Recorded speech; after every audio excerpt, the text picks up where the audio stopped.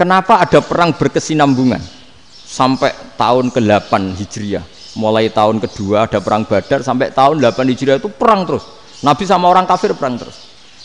Akibatnya apa Pak Profesor? Namanya perang itu ya nggak kau bermikir. Pokoknya agar ketemu Islam perang, Islam ketemu kafir perang, nggak kau bermikir. Padahal Islam itu bisa diterima oleh akal sehat, harus lewat diskusi, lewat pengamatan, lewat pemikiran, lewat pengendapan berpikir.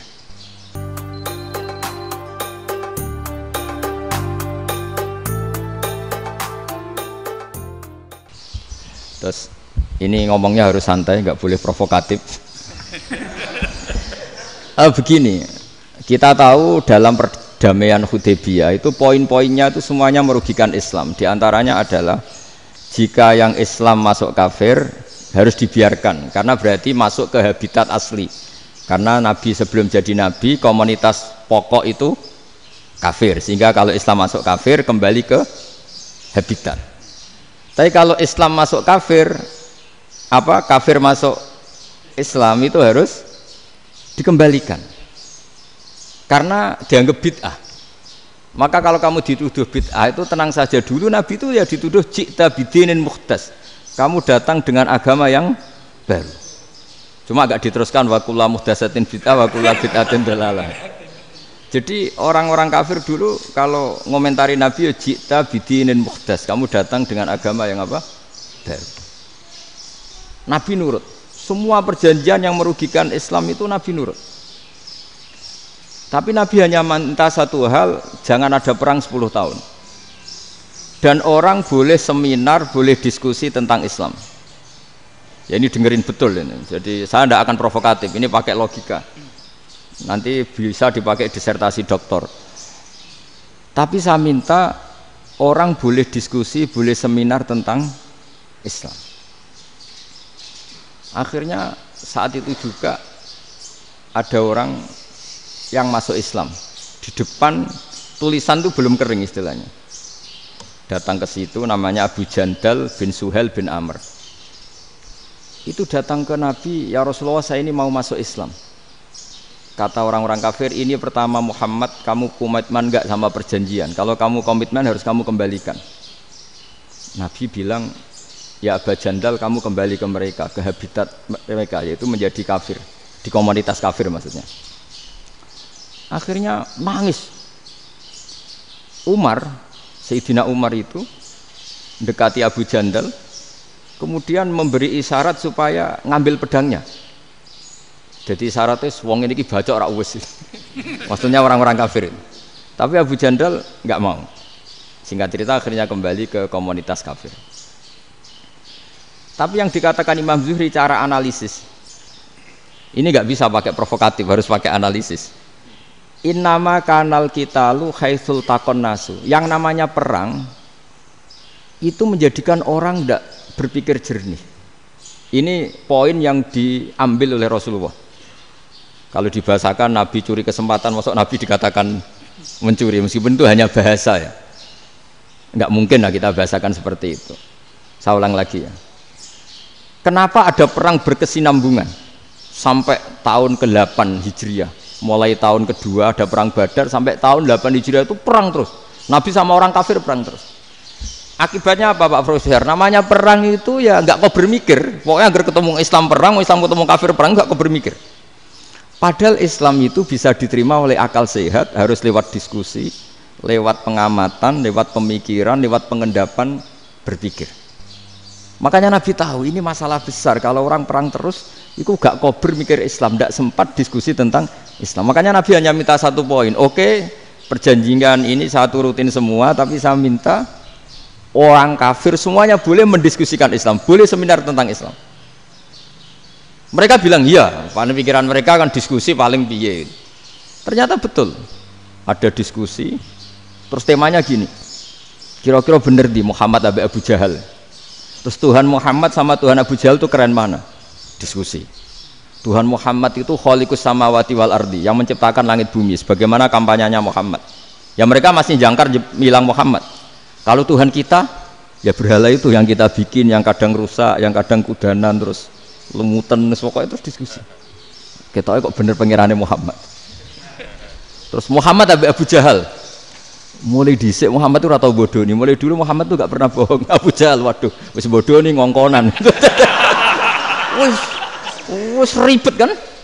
Dan semua diskusi itu mengarah ke kebenaran Islam. Wah, akhirnya wong kafir sing tokoh-tokoh cara Jawa yo wah semane jebule masalah ini kan. Artinya gini, kalau kita ingin Indonesia damai, sebenarnya yang untung itu Islam. Karena Tuhan yang menciptakan langit dan bumi tentu gak akan diperbandingkan atau akan dikalahkan oleh Tuhan yang lahirnya saja sudah di bumi. Misalnya kita menjual Tuhan Allah, siapa itu yang menciptakan langit bumi yang ada sebelum langit bumi? Bandingkan dengan Tuhan yang lahirnya di bumi, ada tanggal lahirnya, ada aktenya, itu kan sudah ribet kan? Begitu juga kalau memperbandingkan tokoh, Muhammad itu siapa? Tokoh yang bisa menyatukan pan-Arabik, tokoh yang begini-begini, yang sayang istri, sayang keluarga. Dibandingkan dengan tokoh Abu Jahal, Abu Lahab yang corong jauh penggaweannya yang ngerugikan orang lain. Akhirnya orang itu mulai tertarik sama Islam. Makanya kata Az-Zuhri, pakai bahasa dulu, falam yaklim ahadun bil Islam. Tapi kalau sekarang yang populer itu bahasa yatakallam. Sebenarnya yang benar itu bahasa kalimah yaklimu kalaman, karena masdarnya itu kalam, berarti sulasi nopo mujarrad. Tapi di fi'ilnya itu mujarradnya enggak kelaku. Jadi di fi'ilnya takallama ya takallamu, tapi untuk masdarnya yang kelaku kalaman. Jadi ini agak unik, agak enggak lazim. Mestinya kan takallama ya takallamu takalluman, tapi di masdarnya kalam populer, tapi di fi'ilnya tidak populer. Saya teruskan ya. Ini penting sekali. Jadi menjual Islam, kalau boleh dibahasakan menjual, itu tetap enak dalam kondisi damai. Karena kalau kita perang, itu bawaannya kalau ketemu ya perang. Kalau ketemu perang, sehingga orang itu rakober diskusi loh. Saat benernya Islam sampai kafir itu bener di. Karena tidak kober diskusi, tidak sempat diskusi, orang yang milih yang kafir. Karena yang mayoritas yang kuat. Sementara Islam zaman itu lemah. Lah Nabi itu yang diminta hudnah, yang penting kita damai. Terus orang boleh mendiskusikan benar mana kita dan mereka. Ya setelah diskusi ya tadi kan nggak mungkin Allah yang begitu keren hebat pencipta langit bumi dibandingkan berhala yang mengurus dirinya sendiri saja tidak bisa. Walhasil terus orang mulai tertarik sama Islam dan aturannya nggak boleh dilarang diskusi itu. Nah makanya saya pernah ditanya beberapa profesor di Jogja, Gus suatu saat kalau kampus paling keren di Jogja ini ada Islamic Studies kemudian pengajarnya dari berbagai agama, ini riskan nggak bagi Islam? Saya jawab, asal yang didiskusikan Islam itu nggak masalah. Sing repot itu nak umat Islam. Karena kalau umat Islam yang jadi percontohan, banyak raja yang dolim, banyak pemimpin Muslim yang dolim, terus identik dengan Islam itu jadi dolim kan ribet. Ya kalau pas umat Islam, kalau Islam yang kumat kan jadi masalah kan. Nah ini kan terus jadi beda umat Islam sama Islam yang lagi apa? Kumat. Singkat cerita terus Islam mendapat posisi yang luar biasa. Nah makanya di sini diistilahkan falam makanatil hudnah, ketika ada perdamaian wa amanan nasu ba'dum ba'do, orang merasa aman, itu fatafawadu fil hadis wal munazaah. Mereka berdebat, munazaah itu berdebat. Keren mana konsep Muhammad dengan konsep Abu Jahal? Keren mana konsep Tuhannya Muhammad dengan Tuhan kita? Terus diskusi dan mereka akhirnya ikrar, wah yang benar ya Muhammad lah. Di mana-mana Tuhan tuh ya sebelum langit dan bumi, di mana-mana Tuhan ya punya reputasi menciptakan. Masa Tuhan reputasinya diciptakan, kayak berhala dan sebagainya. Ibadah juga gitu. Ibadah wong kafir itu kalau tawaf itu telanjang, ibadah Muhammad santun pakai pakaian. Terus akhirnya mereka mulai tertarik Islam. Sehingga saya lihat di beberapa tafsir, saya memang tidak akan ngomong yang tidak serius, ngergani Unisma ben sawangane pemikir serius.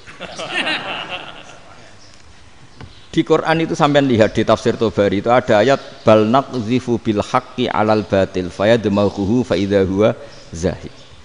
Qadzafa itu kalau di kamus tak lihat itu takallama bila dalilin. Qadzafa itu yes pokoknya sekenanya. Artinya gini, kebenaran Islam atau kebenaran hak itu kamu taruh sekenanya saja itu tetap menang. Apalagi kamu taruh secara teratur, kamu taruh sekenanya saja itu tetap menang. Sehingga di sini banyak sahabat yang hidup di Cina. Sekarang juga banyak orang alim yang milih hidup di Amerika, banyak orang alim yang milih hidup di Inggris. Dan mereka pede, percaya diri karena kebenaran itu kamu letakkan di mana saja itu tetap akan menang, akan menemukan momentum kemenangannya. Misalnya gini, contoh paling gampang. Dulu para peneliti, saya ulang lagi, dulu para peneliti itu ya datang kemana-mana, termasuk Ibnu Battuta, termasuk Ibnu Khaldun, ya semua peneliti itu suka neliti. Setelah diteliti, Quran itu satu-satunya kitab suci yang membicarakan sains, misalnya tentang falak, tentang astronomi, tentang asal-usul kejadian manusia, kejadian makhluk. Juga bicara tentang geografi, geologis, semuanya. Sementara kitab lain hanya cerita tentang mawaid wal hikam wal ibar. Jadi diteliti kayak apa, pada akhirnya hak ini yang menang. Bal naqdhifu bil haqqi 'alal batil fayadmaghu fa idza huwa zahid. Saya berkali-kali cerita, ada ulama yang ahli matematika. Ketika ditanya kenapa kamu suka ngajar matematika, sampai muridnya itu ragu, ini guruku mlebu swarga ta ora, penggaweane mulang matematika. Tapi para muridnya bermimpi bahwa Imam Amudi itu disuruh ngajar para malaikat. Dan itu pede betul dia. Kata Allah, ini ulama saya yang iman kepada saya setingkat iman kamu. Jadi malaikat itu tidak mungkin Gusti, kita menyaksikan langsung engkau sementara ini di bumi, nggak nyaksikan jenengan. Kenapa bisa sepede dan seyakin itu? Akhirnya Imam Amudi disuruh ngajarin matematika. Jadi Anda kalau profesor itu nanti harus sempat ngajari malaikat, itu baru benar-benar profesor. Jadi nanti di akhirat ngajari siapa? Malaikat. Jadi ada seminar yang melibatkan banyak malaikat, narasumbernya itu seorang profesor. Itu ketika kenapa engkau begitu yakin kalau Allah itu Tuhan dan Allah itu Al-Wahidus Shomad. Terus Imam Amudi mulai nulis angka gak beraturan, 2, 3, 4, 5 sampai 1 miliar, 1 triliun, pokoknya gak beraturan. Kata beliau, nisbatus naini wassalasa ila ma la nihayatalaha iku nisbatul far'i ilal asli. Mbok angka sebanyak apapun, 2 dibanding 1 ya far'ul wahid, 3 dibanding 1 ya far'ul wahid. Semua angka yang enggak terhingga pun dibanding 1 semuanya far'ul wahid. Semua angka sebanyak apapun itu cabang dari angka 1. Fakullu hadhil awalim far'un minal wahidis shomad, yaitu Allah Subhanahu wa ta'ala. Wakil malaikat tepuk tangan, iya juga. Jadi begitu juga ada ulama itu ahli gambar. Saya dulu ngaji sama Mbah Mun Al-Husunul Hamidiyah, itu kitabnya itu banyak gambarnya. Dan gale gambar yang ngawur betul, mangga ahli gambar. Saya epol, sempurna lele. Semua gambar bangunan, gambar sapi, pokoknya gambar. Ternyata dia menemukan Tuhan itu dari gambar. Gambar serapi ini atau seruwet ini sama. Gambar rapi sama ruwet itu sama kalau dalam pandangan tauhid. Dimulai minan nuqtah al-wahidah. Kowe cek gambar sing rapi, sing indah, cek gambarmu elek, dimulai dari 1 titik. Dan titik ini nuqtatil wujud, yaitu Allah Subhanahu wa ta'ala. Jadi nak cara ahli tauhid gak penting gambare api, menang lomba atau ora penting. Butuhe hadis surah ini gambar baik yang rapi maupun ndak adalah min nuqtah dari 1 titik. Ya, alam raya sebanyak ini mbok gambar mbok ora, cek mulai Mars sampai Jupiter kabeh semua bentuknya yang banyak ini semuanya min nuqtatil wujud, yaitu dari titik wujud. Ini kok Allah Subhanahu wa ta'ala. Di sini hebatnya ulama-ulama, mbok dia pengajar matematika, mbok pengajar gambar, semuanya dipakai perangkat untuk tauhid. Ya, itu kan juga bagian dari Islam damai, Islam yang sangat tidak perlu perang untuk orang dipaksa Islam. Enggak perlu provokatif kayak tadi pidatone rektor jenengan tadi. Jadi ciri utama ilmuwan tuh kalau ngomong datar tapi logikanya enggak terbantahkan, itu ciri khas ilmuwan. Kalau ciri khas politikus kalau ngomong itu keras. Provokatif lah kira-kira gitu. Tapi isinya biasa. Nah, saya berharap nanti semua profesor doktor itu datar tapi isinya kualitasnya bagus ini. Mentes. Jadi makanya terus kata ulama, kenapa diistilahkan bal naqdhifu bil haqqi? Kenapa pakai qadzafa sementara qadzafa maknane takallama bila dalil? Maksudnya bila dalil di sini itu min ghairi ikhtiyajin ila dalilin. Kebenaran itu memang enggak butuh dalil. Apa kita perlu dalilnya apa? Buktinya apa? Kalau 3 itu cabang dari 1. Wong gendeng yang takut gitu pas orang gendeng. Wong 3 cabang dari 1 kok ditanyakan buktinya apa? Itu min awalil bidahah. Pertama orang pasti tahu kalau 3 itu far'ul wahid. 1 juta juga far'ul wahid. 1 miliar juga far'ul. Gambar yang sebanyak apapun ya dimulai dari 1 titik. Cek gambar benar maupun yang tidak.